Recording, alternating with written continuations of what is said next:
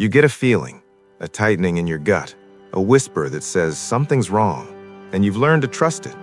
You call it intuition. You call it your gut. You say things like, "I just knew," or "something told me." And sometimes you're right.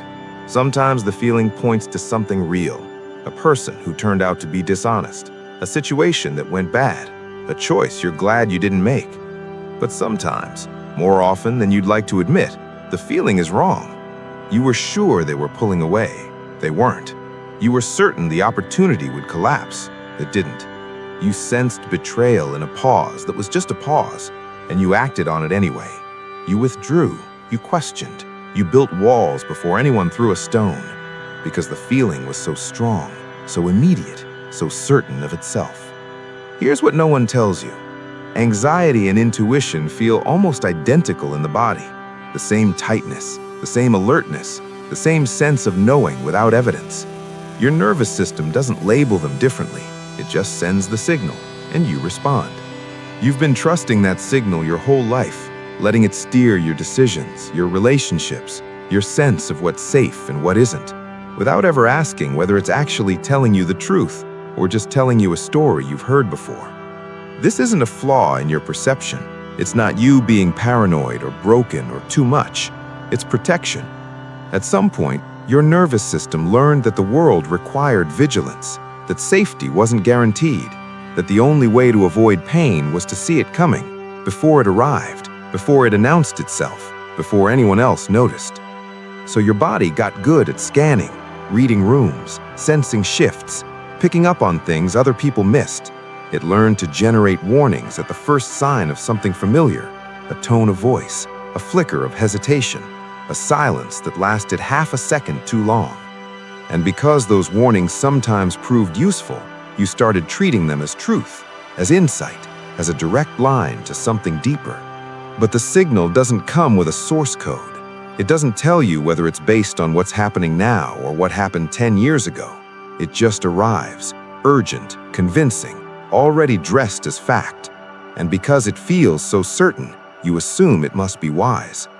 That assumption is where the pattern lives. Think about the environment you grew up in. Was it steady, predictable? Could you trust that the mood in the room would stay stable from one hour to the next? Or did you learn to watch, to listen for footsteps, to notice when someone's breathing changed, to feel the shift before anything was said out loud? If the people around you were unpredictable, emotionally, physically, in any way that mattered, you became a student of subtlety. You learned that danger doesn't knock, it seeps in. A change in tone, a door that closes too quietly, the absence of a greeting that used to be automatic. You trained yourself to catch these signals early, to read between every line, because what was spoken couldn't always be trusted. Safety meant staying ahead of the silence. That training saved you. It kept you oriented in an environment that didn't offer stability. It gave you a way to prepare, to brace, to protect yourself from what might be coming. But training doesn't expire when the environment changes. Your body kept the program running, still scanning, still interpreting, still generating conclusions based on fragments, because fragments were all you ever had to work with.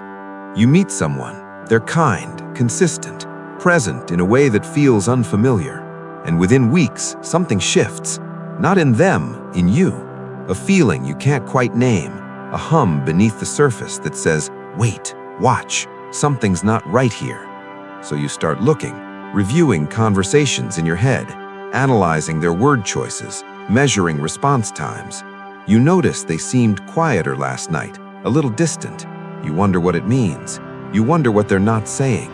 And the feeling grows, not because you've found evidence, but because the feeling itself becomes the evidence.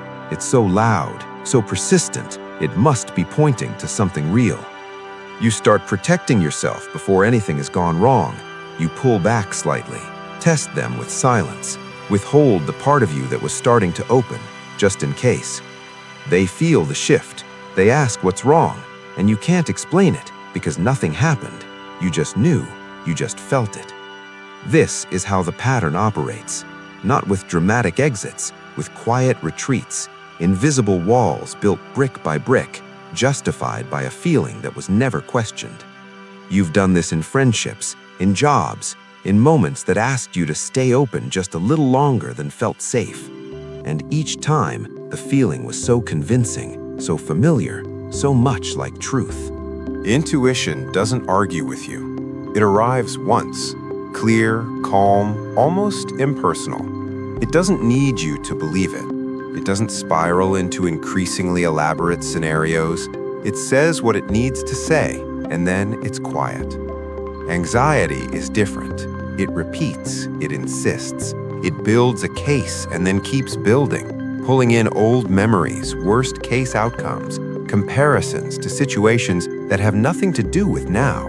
It needs your attention. It grows louder when you try to look away. Intuition doesn't feel like fear. It can exist alongside calm. You can sense something and still breathe slowly, still think clearly, still feel like yourself. Anxiety hijacks the body. Your chest tightens, your thoughts accelerate. You feel the need to act, to control, to resolve the uncertainty immediately. There's urgency in it, even when there's nothing urgent happening. But here's what makes this so hard. When you've spent years, maybe your whole life, in a state of low-grade vigilance, anxiety doesn't feel like a disruption. It feels like baseline, like home, like the truest part of you speaking. You've never known a quiet mind, so when a thought screams, you assume it's important. You don't recognize it as noise because noise is all you've ever heard. The cost of mistaking anxiety for intuition doesn't show up in one dramatic moment. It accumulates quietly. It's the relationship you ended before it had a chance to become anything. The one where you were so sure something was wrong that you went looking for proof, and when you didn't find it, you treated the absence as confirmation that they were hiding it well. It's the opportunity you declined because it felt too good, too smooth. You didn't trust it, not because of red flags, but because the absence of red flags felt suspicious. It's the way you've kept people at arm's length for years, telling yourself you're just protective, just careful, just wise, when really you've been obeying a signal that doesn't know the difference between a real threat and an old echo. It's the exhaustion of never resting, of scanning every room, every face, every message, of living like something is always about to go wrong because your body doesn't know how to believe otherwise. You've been running threat detection in every quiet moment, and it's kept you braced for things that were never coming. I'm not going to tell you to stop trusting yourself. That's not the point. The point is to recognize that there might be more than one voice in there, one that sees clearly and one that remembers. The one that remembers is loud. It has years of practice. It speaks with urgency because urgency kept you alive once. It doesn't know that circumstances have changed. It only knows the pattern, and it keeps repeating the pattern, hoping you'll listen, hoping you'll stay safe. But listening to it every time isn't wisdom, it's automation. You can feel the alarm without pulling the fire escape. You can notice the tightening without letting it dictate the next move. You can hear the warning and still ask, is this about now or is this about then? That question won't give you certainty, but it opens a gap, a pause between signal and action, a moment where you get to choose, not from fear, but from presence. The deeper truth is this. You learned early that the world required your vigilance, that rest was a luxury you couldn't afford, that the only way to stay safe was to stay alert, always scanning, always sensing, always one step ahead of whatever might go wrong. And your body adapted. It became a finely tuned alarm system. It learned to detect threats in glances, in tones, in silences. It got so good at sensing danger that it started sensing it everywhere, even in safety, especially in safety. That's not a flaw, that's loyalty. Your system is still protecting you from a world you no longer live in, still preparing you for pain that already passed. You're not predicting the future when you feel that familiar dread. You're recognizing the past and mistaking recognition for prophecy. Seeing this doesn't silence the signal, but it changes what the signal means. It stops being a command. It becomes information, something to notice, to hold, to question. instead of something to obey. And in that shift, something opens. Not a solution, not a fix, just a little more room to breathe. Stop fixing, start understanding.